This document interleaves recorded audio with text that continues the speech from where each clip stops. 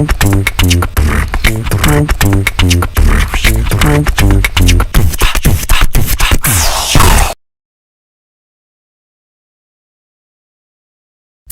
welcome to another episode of Girls with Voices. Today we're going to be talking child marriages. I'm your host, Melissa Mpofu, and with me in the studio is Princess Masugu. Hi guys.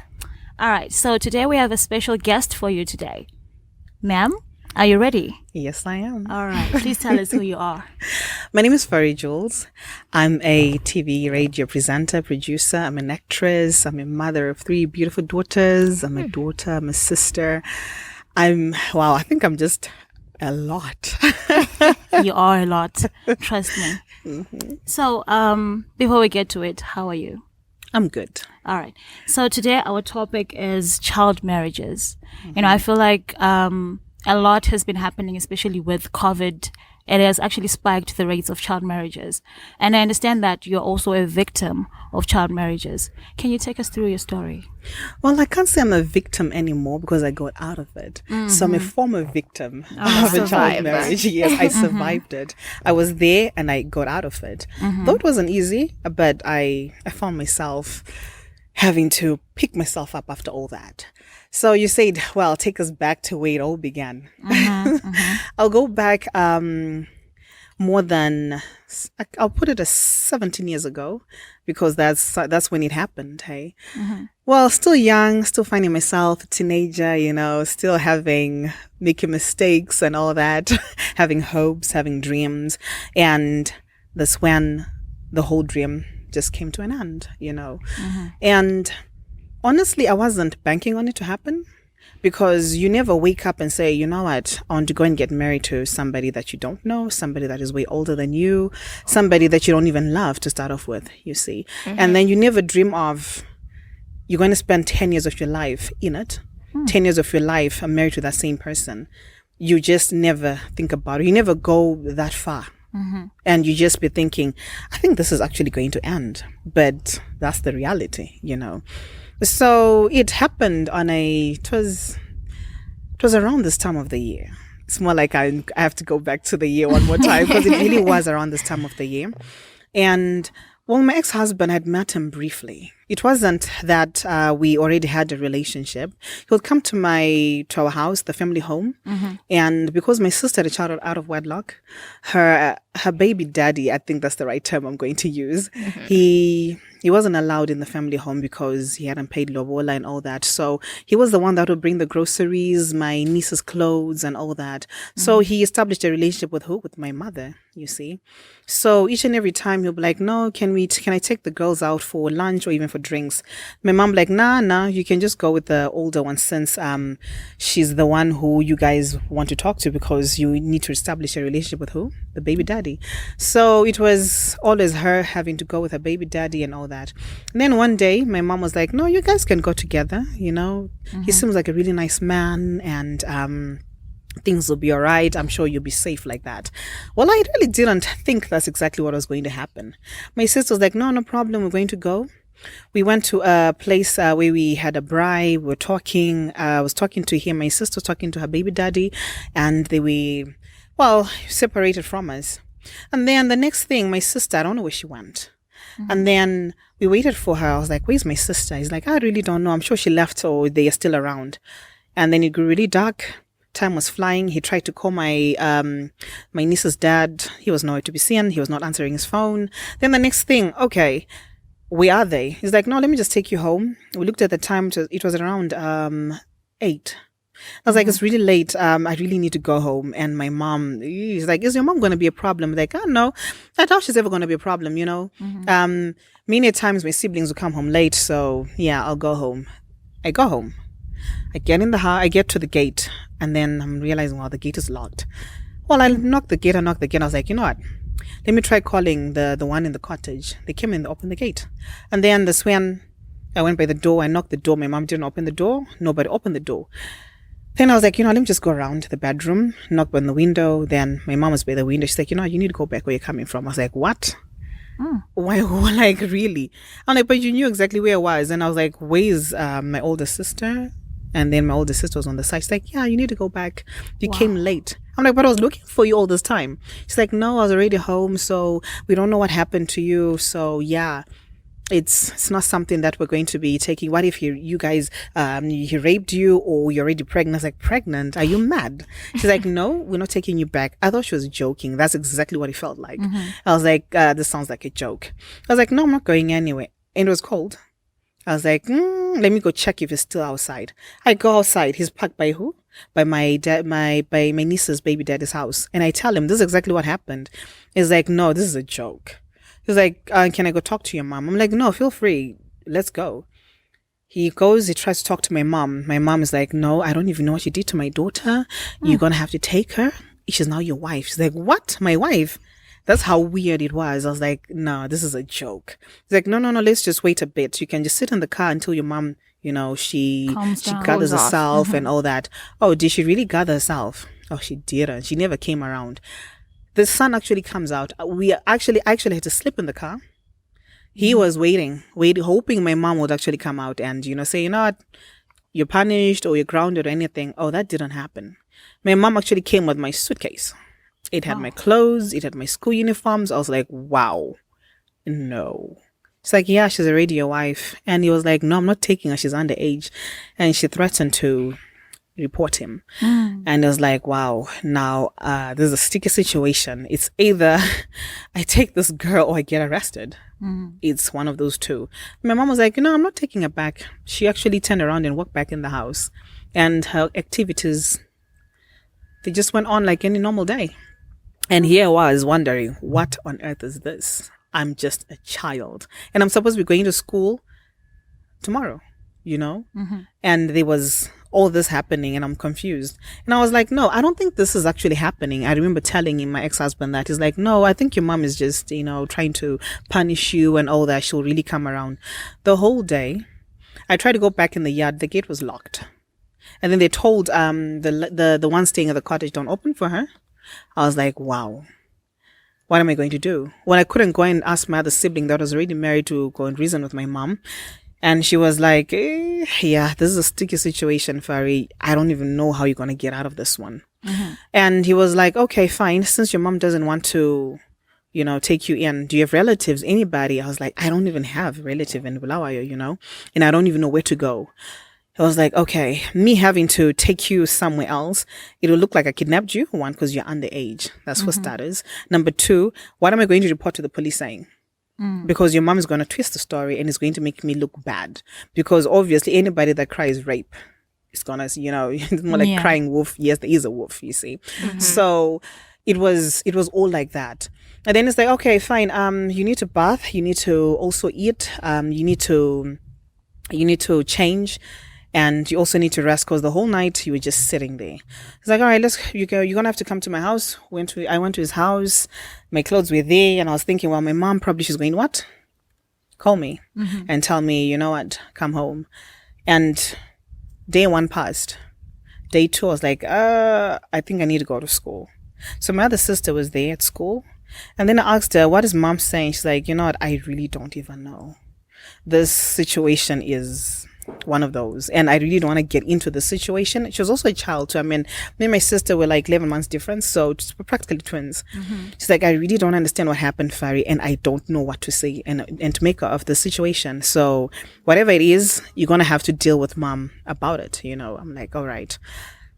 And then I was like, who do I talk to? He tried to even reason with my mom's friends and to ask my mom to go talk to my mom, just to say, listen, I can't take your daughter. Can we just find a way around this? My mom refused. Yeah, that's how bad it was. Was he also married? No, he wasn't. During that time, he wasn't. But he had been married more than enough times. So I was a woman that was in a marriage. More like I was in a list of women that he's been married to, you say. Yeah. And how old was he? He was 32. Wow. And you were 15. I was 15. Wow. Going on 16. Okay. So going into the marriage, now you're staying with him and now basically his wife, do you? Yeah. How was it? How was the whole experience of staying with him in cases of, going into the age gap and how you see him and all of that, building the relationship? We never talked much, eh? Majority of the times he'll go to work, he'll drink a lot, comes home really, really late. I'll spend more time alone. And it was more like I'm just there and he's there. And then, well, later, as the years went by, that's when that relationship really had to be established. Like, look, I'm actually staying with this man and you can't avoid me. Up until when? Whereby he just wakes up, he goes to work, of course, there's his food and he baths, he comes back home late, he's probably drunk, or he's not even drunk, he just comes home and sleeps. Just a few words with me and that's just about it. And what happened with school? Well, I did continue though. I was a married woman going to school. It was really crazy because everybody at school knew about it, but they never confronted me about it. You see, there was the teachers, there was my peers, there was everybody in the school knowing about this public secret, but nobody came to me and asked me, Farie, what is going on? Are you okay? So it was happening during that time. It was just me in my own space, and I wished somebody could just come to me and say, are you okay? Can I talk to you about this? And I felt so angry that even my own teachers never sat me down, never even tried to fight for me, you see. And I was like, but I'm just a child. Nobody even cares. So I think that's what made me feel very angry that my community failed me. Even at church, people knew about it. Even in the neighborhood, people knew about it. It was like a public secret. You would hear the hisses in the corridors, like, oh yeah, Farie's married, then they would ask themselves what's going on. They never confronted me about anything. Yeah.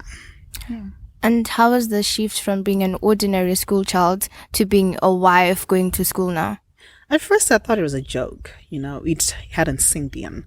I thought, well, probably it's just me just being there, And I was like, because nobody's asking me about it, so it's probably people don't know about it, you see. And at the same time, the reality would really hit hard when I'll be alone, And I'm like, but this is not going anywhere. It's there. This is the situation right now. And I would pretend that I'll be another person the moment I'll step out of the house. Like, oh, I'm going back to school. I'm being a schoolgirl again, And then when I go back to that house, yeah. Everything comes back. This is the life that that I'm living right now. So this entire time, your family has shunned you and you're with this man, but you don't have a relationship. You just coexist in the same space. Take us through the time where a relationship eventually formed. What happened there? Where were you mentally?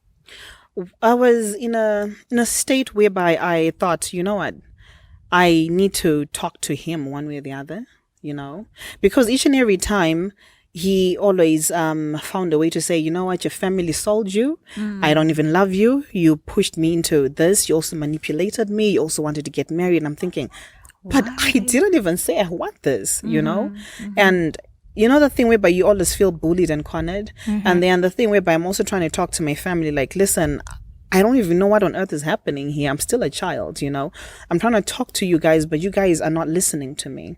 And during that time, my mother's friend, she did talk to him. Is like, you can't ignore this child for the rest of your life because she's there. When her parents demanded you to marry her, as in to bring the lobola, that meant you're saying yes to, and you're agreeing to everything that they're asking of you. You're going to be a husband, which means you're going to care for her, you're going to love her, you're also going to talk to her as well. And he was like, fine, I really don't have a choice. That's when I started seeing him coming around slowly. He'll talk to me and he would try his best to even, buy me stuff and would ask me about my day. And also make me feel human, So that's when it all started to, form slowly. So was there ever abuse within the relationship? My ex-husband was emotionally abusive. He always found a way to get into my emotions and mentally. Because I always felt like I was not loved or wanted. So it was easy for him to prey on that. And then feed off that as well, you see. So it was always, okay, Farie, you're all alone. Nobody wants you. Nobody cares about you. You're all alone. And I felt that way. So each and every time I'll be told, you're not good enough. You can never be this. You can never be that. You can't just be this type of person. It's just, you can't have such emotions because women don't behave like that. You're not a good wife. You're not even a wife material. And you start feeling horrible about yourself, and you're like, but what am I then? Whatever you do, sometimes it's really not good enough. Even if you cook, it's not perfection. Even if you do certain things, it's always you could have done it in this manner, not in that manner. I'd rather this and that is done in a certain way. And it was really frustrating because you wanted to grow, but somebody keeps pushing you down. All right. We'll continue our conversation after the break.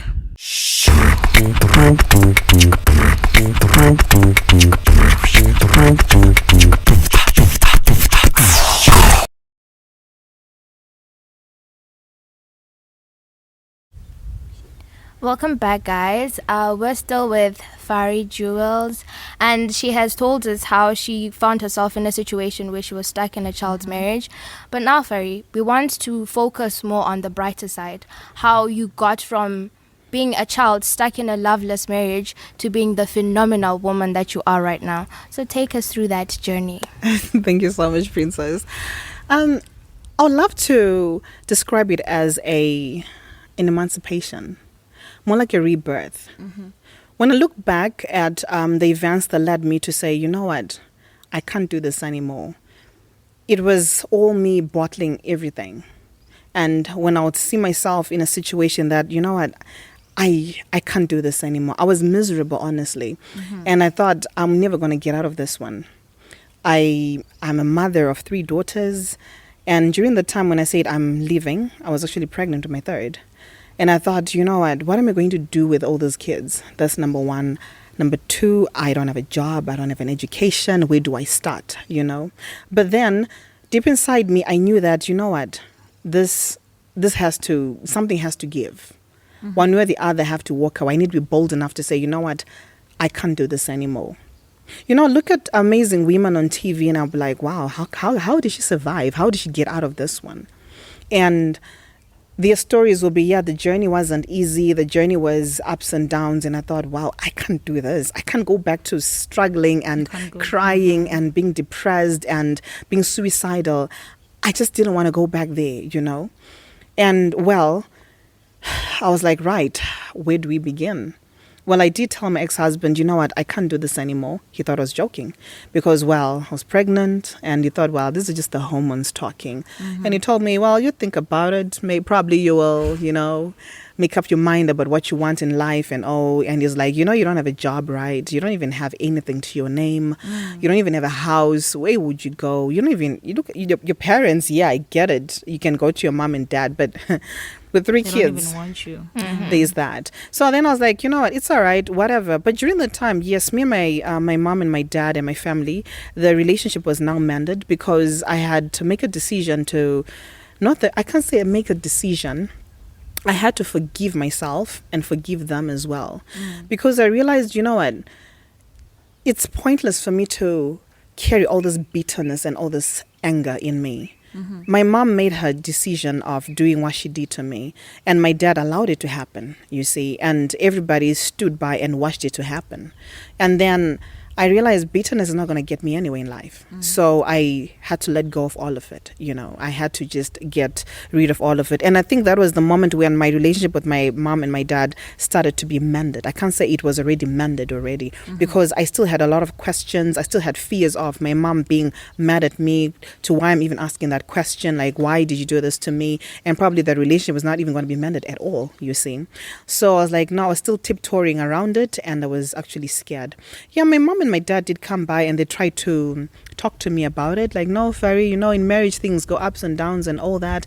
And I thought, you know what, no, this is not ups and downs anymore. This is the end of the marriage. My aunties were cold and they tried to sit me down. I was like, look, I can't, I'm full.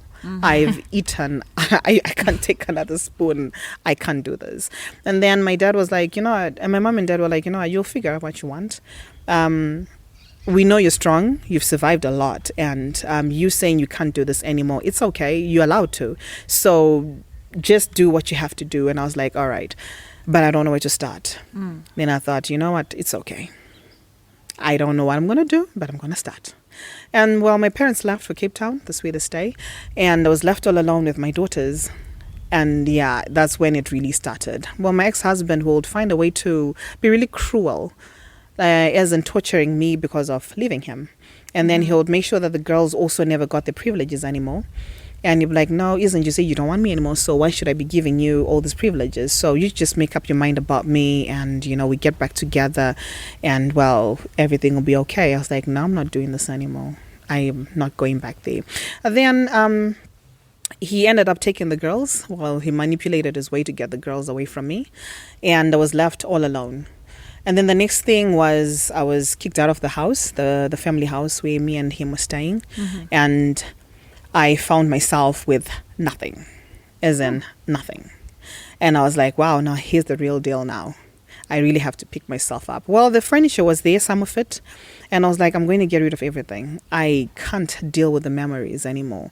When I'd look at a cup or a spoon or a plate or a blanket, it would just remind me of them.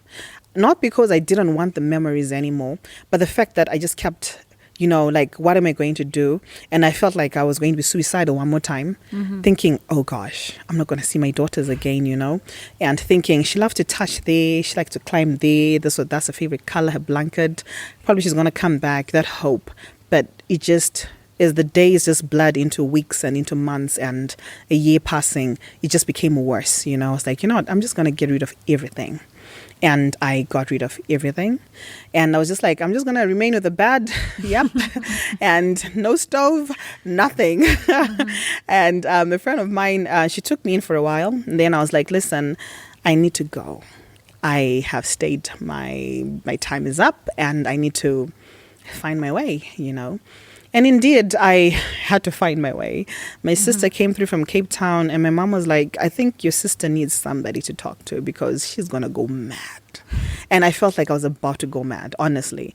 That feeling whereby every day I'll just be reminded of how lonely I was, and I felt like I was not good enough, you know. And I felt like I cannot go where I want to go, you know. But every day when I'll be alone, I realized that my relationship with God, whereby it was beginning now, I wouldn't listen to him. You know, the thing whereby you are so much in a dark place, and you think, you know, I'm all alone, so there's no reason for me to, and then you just focus on the negativity and the depression, and then you be thinking, I'm not going to get out of this one. That's when that voice, God starts talking to you. He comes through people. He comes through situations. And then there's a moment whereby you be like, I think he's sitting right there by the bed, and he's talking to me. And you can feel his presence. And I was like, at my lowest, he was there. Because I thought, well, he was going to leave me, you know. And during the time when I was so suicidal, that was when I fell pregnant with my first child. I was extremely suicidal. Then with my second, it came back one more time. Then with my third, I was like, no, I'm not doing this. We're not doing it. I'm sorry, suicidal thoughts. Not today. Not now. We are done. So then when they were now coming back slowly, I was like, I'm not going back there. You know, I can't be there anymore because I dealt with it, let it go. So no, I may be in a dark place, but no. So when my sister came through, and she would cook for me because I wasn't eating, and she would make sure that I'll pull myself together. She'd be like, you need to get out a bit more, you know, you need to dress up, you need to go back to being the Farie that we all know. You're loud, you're flamboyant, you are a happy person. And I thought, okay, she wants me to go back there, but I'm not a happy person. Yeah, for a while I did pull myself together. I'm like, but this is there, you know, somebody to lean on, somebody to talk to. And as much as I wasn't opening up that much to her, she could see I was not in a good state. But then she went back home because, well, her daughter was there. And she's like, Farie, it's time for you to pick yourself up all alone. I was like, you know what, I need to go to school. I can't just be me, you know, just having to be a girl with a pretty face and a girl with depression and all that. And she's like, no, it's all right, whatever you decide. So when I talked to my dad was like, you know what, I will help you out there. You will go to school and you pick yourself up from there. I was like, it's all right, Dad. And then he was like, little girl, you are not alone. One. Number two, you're not a big girl. Right now, you're back to being a little girl. Wow. So I was now going back to being a teenager one more time. Imagine going back to my 20s again, because I felt like I was going back, taking steps back, and then reliving them one more time. It's a very surreal feeling, honestly. Nobody can quite understand it. Yeah. I don't know if I can call it midlife crisis for women. I don't know. But I had to go back to being young and making certain decisions, but I had a lot of fears, like, wow, so this is what happens in the outside world. This is what happens when having to go to college, this is what happens in the dating world, and having to find my style, having to find myself. And I was a bit shy, a bit timid. But I knew that I needed to be somebody that I've always wanted to be in life, So, yeah, Wow. This is me. Wow, that was very transformational, hey? So, ultimately, we can say that not only did God play a huge role in bringing you back, but it also took you mentally accepting the fact that you can't change the things that happened to you, accepting that, and taking a step for yourself to say, I'm ready for the real world, eh? Yep. Because this one was just another one. Yep. All right, thank you so much, Farie, for sharing your beautiful story. I'm sure it has been very encouraging to someone who's also a survivor of child marriages. So, Princess, do you have anything else to say? Yes. I would like to commend you, Farie, that you're an inspiration to a lot of people, and hopefully anyone who's going to come across this podcast is inspired, because what you have shown is that, we can be like a sphinx, go through the fire, whatever life throws at you, you can come out stronger. And depression shouldn't be the end. We can come out stronger. So for that, I commend you and thank you for being with us today. Thank you so much, Princess. Thank you so much. That's it from us with Farie Jules here in the studio and Princess. We'll catch you again on the next episode. Please do subscribe, like, and share.